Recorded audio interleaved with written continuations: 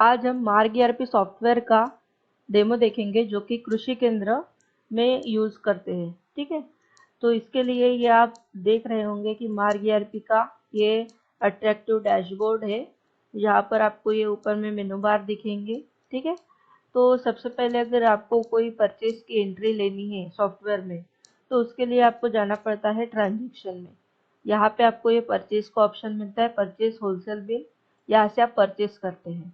ठीक है, और अगर परचेस जो कि बिल आपका हो चुका है वो आपको यही परचेस में मॉडिफाई बिल में देखने को मिलेगा।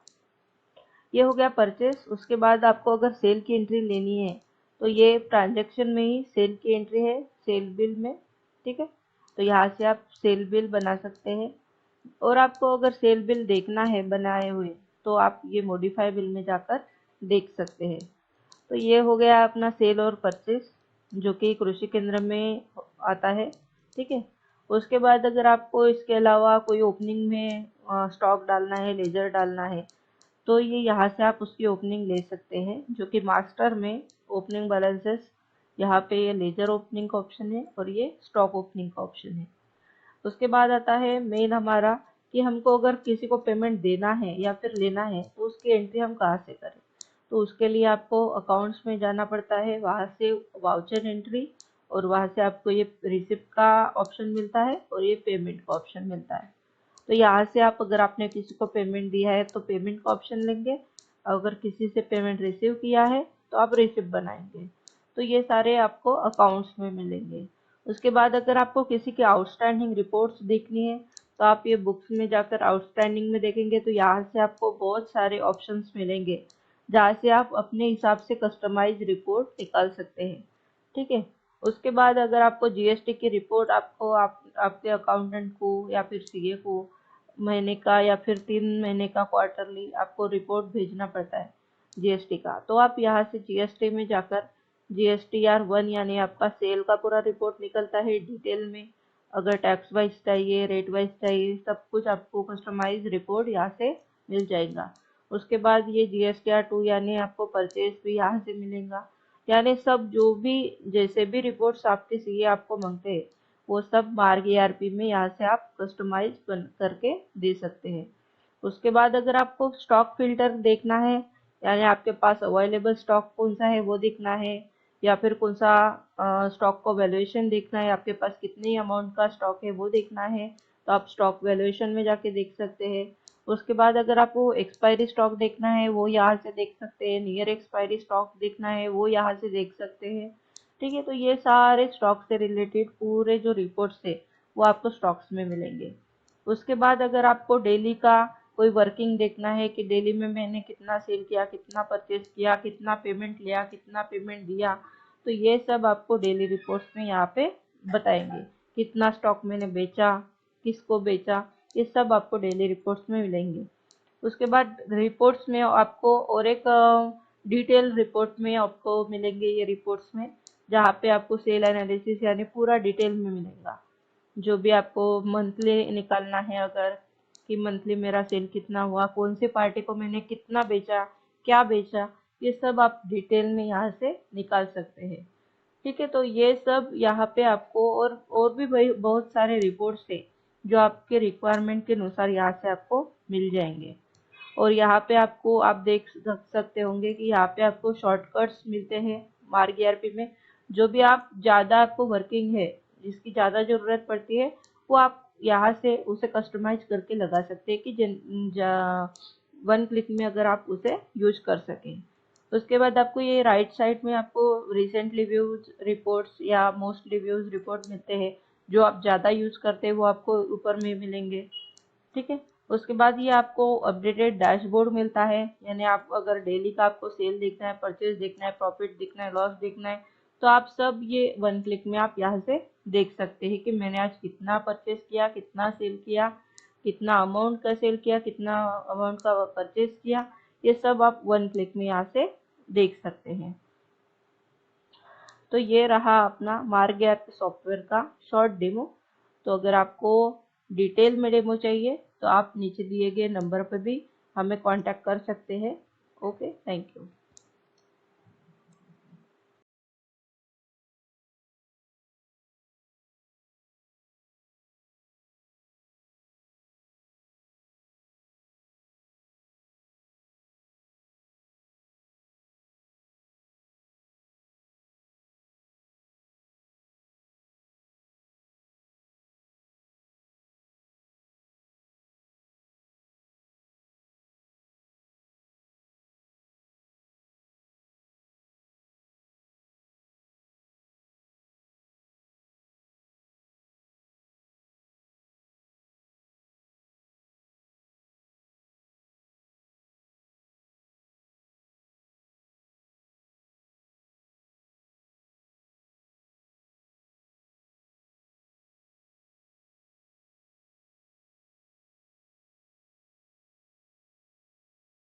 आज हम जानेंगे कि मार्ग ईआरपी सॉफ्टवेयर जो कि कृषि केंद्र के लिए यूज होता है, उसमें आप परचेज की एंट्री कैसे लें।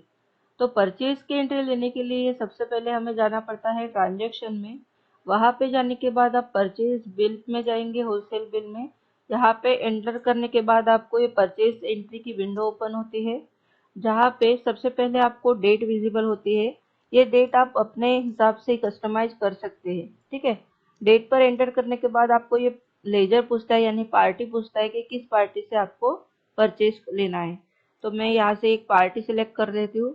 उसके बाद मेरा कर्सर रुकता है पार्टी नंबर पे। पार्टी नंबर यानी अपना होता है कि इनवॉइस नंबर, ठीक है। तो यहाँ पे मैं एक इनवॉइस नंबर डाल देती हूँ। उसके बाद मुझे ये कैश या क्रेडिट पूछता है कि मेरा बिल ये कैश में है कि क्रेडिट में है। तो मैं यहाँ पे क्रेडिट में ले लेती हूँ। उसके बाद एंटर करने के बाद मेरे पास आइटम लिस्ट ओपन हो जाती है। यहाँ पे मैं आइटम, जो भी आइटम के मुझे परचेज लेना है वो आइटम सर्च करूँगी। जैसे मैंने यहाँ पे ये अदामा का मैंने ये 250 ग्राम वाला आइटम ले लिया। इसे एंटर करने के बाद मेरा कर्सर रुकता है बैच पर। तो मैं यहाँ पे एक बैच डाल देती हूँ। उसके बाद मैन्युफैक्चरिंग डेट या आप डाल सकते हैं या फिर इसे स्किप भी कर सकते हैं अगर आपको मैन्युफैक्चरिंग डेट नहीं डालनी है तो, ठीक है। मैं यहाँ पे डाल देती हूँ कि मेरा ये मैन्युफैक्चरिंग था 2/22 का, ठीक है। उसके बाद यहाँ पे एक्सपायरी, तो ये मैं डाल देती हूँ कि ये 5/24 का मेरा एक्सपायरी है। यहाँ पे मैं क्वांटिटी डालूंगी कि मैंने कितना परचेज किया है, कितना रेट से मैंने परचेज किया है, परचेज रेट मेरा। यहाँ पे मैं आइटम डिस्काउंट, यानी अगर ये आइटम पे कोई डिस्काउंट है तो वो डालूंगी, ठीक है। यहाँ पे एंटर करने के बाद यहाँ पे आपका कर्सर, यहाँ पे आपको एमआरपी डालनी है तो आप यहाँ पे एमआरपी डाल सकते हैं, ठीक है। मैंने ये एमआरपी डाली। आपको अगर ये एमआरपी से नीचे रेट में अगर आपको बेचना है तो ये आप रेट ए भी उसका डिसाइड कर सकते हैं, ठीक है। तो ये यहाँ पे मैंने एक रेट डाला और ये आइटम मेरा सेव हो गया। उसके बाद नेक्स्ट आइटम में ले लेती हूँ, ठीक है। ये एक्सपर्ट वाला मैंने आइटम ले लिया, इसकी बैच मैंने डाल दी, ठीक है। उसके बाद मैंने यहाँ पे उसका मैन्युफैक्चरिंग डेट डाला। उसके बाद मैंने यहाँ पे उसका एक्सपायरी डेट डाल रही हूँ। यहाँ पे मैंने क्वांटिटी डाली कि मैंने 5 क्वांटिटी परचेज की है। यहाँ पे मैंने उसका परचेज रेट डाला। यहाँ पे मैंने उसकी एमआरपी मेंशन की कि मेरी एमआरपी है 300 रुपीज़, ठीक है। तो यहाँ पे रेट ए भी आप इसे कस्टमाइज कर सकते हैं। ये आइटम भी मेरा सेव हो गया।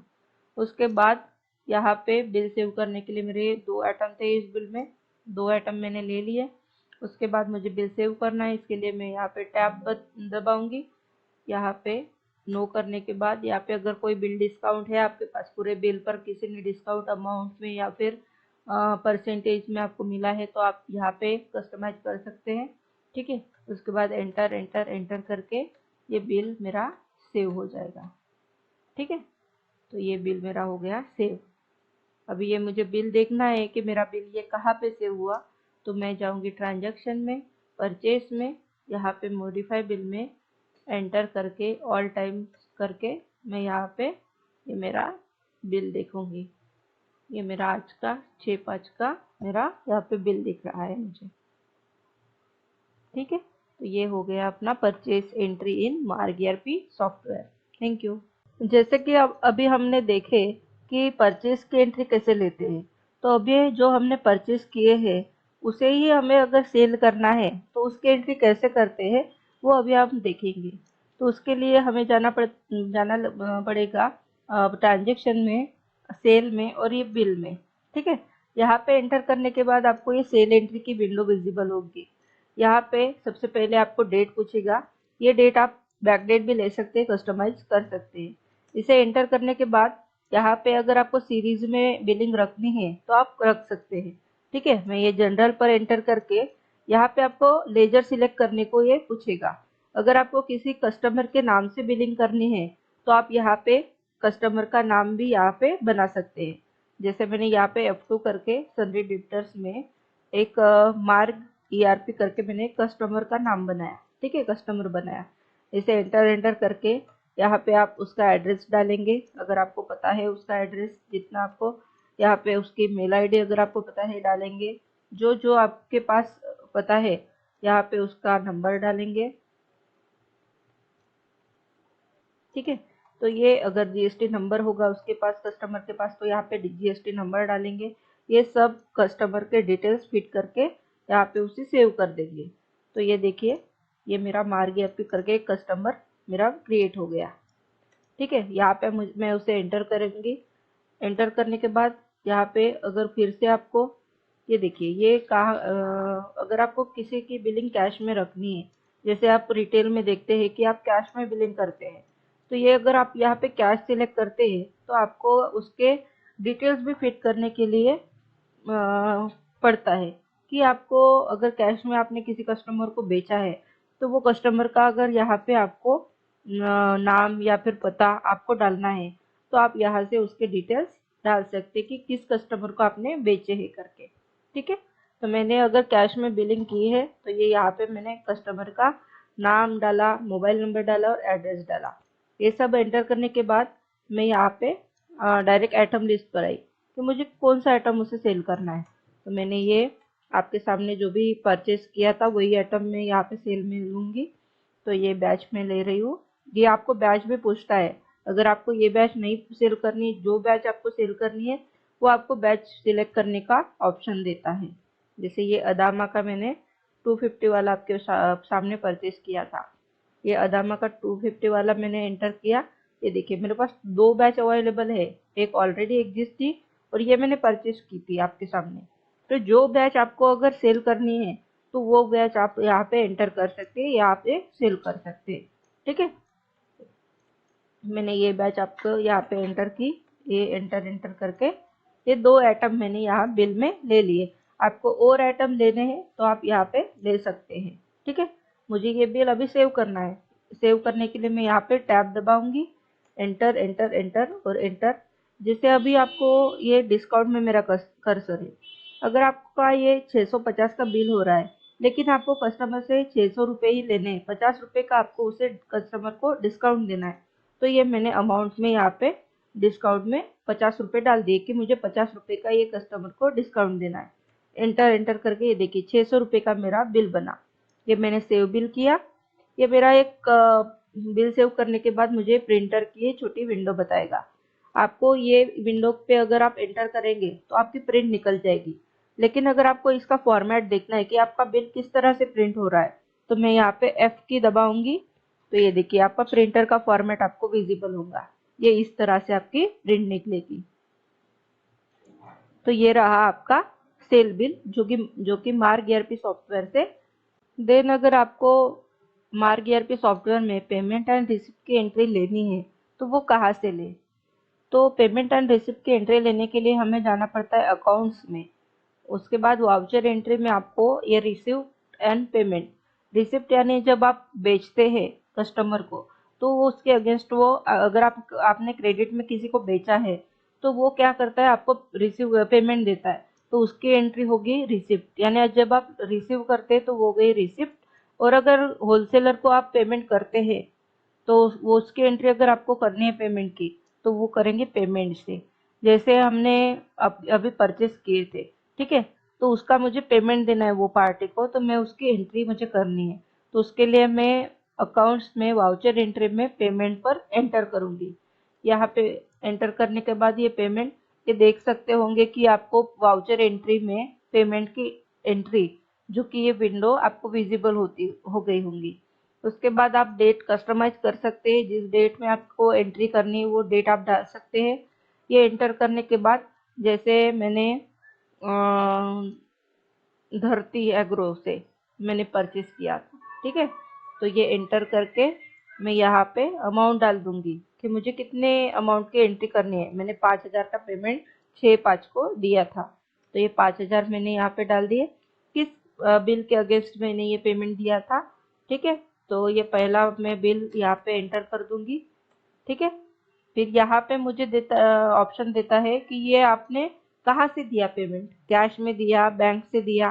ठीक है, तो यहाँ पे स्पेस बार दबा के आप अगर कैश में दिया होंगे तो कैश सिलेक्ट कर सकते हैं, या फिर जो भी आपकी बैंक अकाउंट होगा, जिस बैंक से, अगर आपने बैंक ऑफ इंडिया से दिया होगा तो आप बैंक ऑफ इंडिया सिलेक्ट करेंगे या फिर एक्सिस बैंक से देंगे, यानी जो भी आपके बैंक से आपने दिए होंगे वो बैंक भी आप यहाँ से सिलेक्ट कर सकते हैं।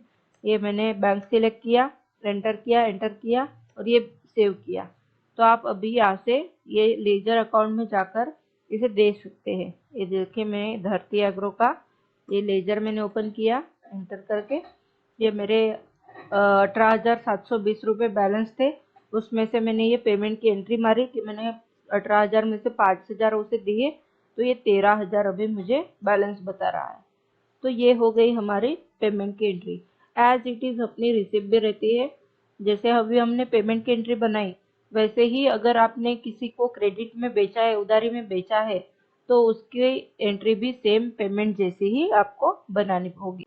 अभी हम देखेंगे कि मार्ग ईआरपी सॉफ्टवेयर जो कि कृषि केंद्र के लिए यूज होता है, उसमें हम स्टॉक कैसे देखते हैं। तो स्टॉक देखने के लिए हमें ये स्पेशली एक अलग ही फंक्शन यहाँ पे दिया है स्टॉक का। ठीक है, तो यहाँ पे स्टॉक पर एंटर करने के बाद करंट स्टॉक में आपके पास जितना स्टॉक है, जितने आइटम बने हैं वो पूरे दिखेंगे। जैसे ये मैंने एंटर किया, आपको ये पूरा स्टॉक बता रहा है कि कितना आपके पास है। ठीक है, उसके बाद अगर आपको अवेलेबल स्टॉक देखना है, आपके पास जितना अवेलेबल होगा उतना स्टॉक आपको देखना है, तो ये फिल्टर स्टॉक में यहाँ पे आप डेट एंटर करेंगे उस डेट तक, तो ये इतना स्टॉक आपके पास पड़ा है। ये 4 ही आइटम आपके अभी स्टॉक में है। ठीक है, ये फिल्टर स्टॉक में आता है। उसके बाद अगर आपको स्टॉक का वैल्यूएशन निकालना है कि मेरे स्टॉक की वैल्यू आप आज की डेट में कितनी है, तो उसके लिए आपको ये एंटर करना है। यहाँ पे डेट एंटर करेंगे जिस डेट तक आपको वैल्यू चाहिए, और यहाँ पे एक्सेप्ट कर क्लिक कर देंगे। तो ये देखिए, यहाँ पे आपको 6 आइटम दिखेंगे, यानी पूरा स्टॉक दिखेगा ये कि कितना आइटम आपके पास है। मेरे पास 6 प्रोडक्ट है और उसकी टोटल होती है 25,000। ये देखिए, तो ये आपका पूरा स्टॉक का वैल्यू यहाँ पे स्टॉक वैल्यूएशन में बता देगा। उसके बाद फिर से आता है कि आपको एक्सपायरी प्रोडक्ट दिखना है, एक्सपायरी स्टॉक देखना है। तो एक्सपायरी स्टॉक में एंटर करने के बाद यहाँ पे डेट एंटर करेंगे, एक्सेप्ट कर देंगे। ये फिलहाल तो आपके पास कोई एक्सपायर्ड स्टॉक नहीं है, लेकिन अगर होगा तो वो वहाँ पे आपको विजिबल कर देगा। लेकिन नियर एक्सपायरी स्टॉक देखना है कि अगले 6 महीने में, 3 महीने में कौन सा स्टॉक आपका एक्सपायर होने वाला है, तो उसके लिए ये नियर एक्सपायरी स्टॉक में जाएंगे। ये भी आपके पास अभी फिलहाल तो कोई 3 महीने में, 6 महीने में एक्सपायर होने वाला स्टॉक नहीं है, तो यहाँ पे विजिबल नहीं हो रहा है। तो ये स्टॉक से रिलेटेड जो भी आपको यहाँ पे रिपोर्ट चाहिए, तो ये आपको पूरी स्टॉक में मिल जाएगी।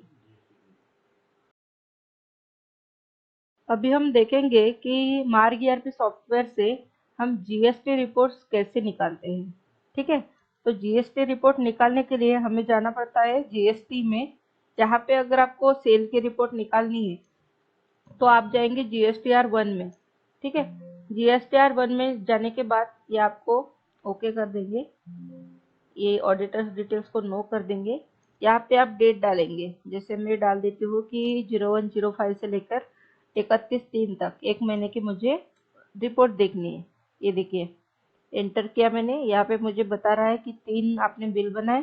ठीक है, यहाँ पे उसकी वैल्यू बताएगा वो कि कितने के बिल थे, उसका टैक्स कितने का था और इनवॉइस वैल्यू कितने की थी। ये सब मुझे यहाँ पे कैलकुलेट करके वो दिखा देगा। इसे आपको एक्सेल में निकालना है, तो यहाँ पे एक्सेल पर क्लिक कर देंगे आप। या फिर आपको जीएसटी समरी निकालनी है, कोई अगर आपके सीए होंगे उनको टैक्स रेट वाइज चाहिए होती है रिपोर्ट्स। ठीक है, एचएसएन वाइज चाहिए होती है। तो ये सारी रिपोर्ट्स यहाँ से, जो जो रिपोर्ट्स आपको चाहिए वो यहाँ से आपको मिल जाएगी। ठीक है, सेम एज इट इज अगर आपको जीएसटीआर 2 यानी परचेज का रिपोर्ट चाहिए, तो उसके लिए भी आपको ये जीएसटी में जाएंगे, जीएसटीआर 2 में जाएंगे। यहाँ पे ऑडिटर्स डिटेल्स को नो कर देती हूँ। यहाँ पे मैं डेट डाल दूंगी। ठीक है, और ये शो कर दूंगी। ये देखिए, मेरे 3 परचेस के बिल मैंने एंट्री किए हैं। उसकी अमाउंट यहाँ पे बता रहा है कितनी अमाउंट के आपने बिल डाले हैं करके। इसे भी आपको एक्सेल में कन्वर्ट करना है, तो एक्सेल पर क्लिक कर देंगे। प्रिंट निकालना है, डायरेक्ट प्रिंट कर देंगे। ठीक है, जीएसटी समरी निकालना है, तो tax rate wise, HSN rate wise, जैसे आपको चाहिए वैसे रिपोर्ट्स आपको यहाँ पे निकाल सकते हैं। तो ये हो गई हमारी जीएसटीआर रिपोर्ट्स।